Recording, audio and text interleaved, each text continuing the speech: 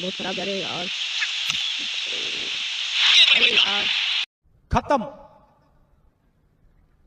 Bye bye, tata, goodbye, गया।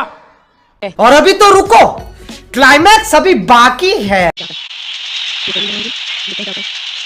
ओ वाह आते हैं मजा बता दिया तो बाबा बताए देखते हैं दूसरी गेम में क्या होता है। लग भी मुझे क्लॉक क्लॉक देखा बहुत बढ़िया। अब मुझे आगे दिखा रहा ना बताओ इंडिया हे या इंडिया कमेंट जरूर करना। ये कुछ दिखाया यार 3 रन नहीं आए लोग 10 रन हुए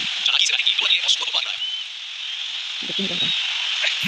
आपको अभी बताते हुए तो दादा नहीं चल गया आपने बता रहे हैं आपको सेम कर्म करते हुए सुमन जी ने सामने सुमन जी को मेरे साथ ये लेना जीवन देना चाहिए विराट कोहली सामने ये अंतर समझ लो।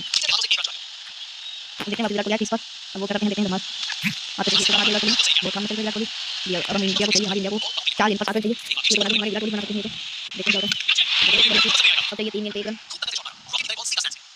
मेरे विराट कोहली 6 मार रन अब तो कम आ गया और इसके साथ हाथ में आ गया मैच ये विराट कोहली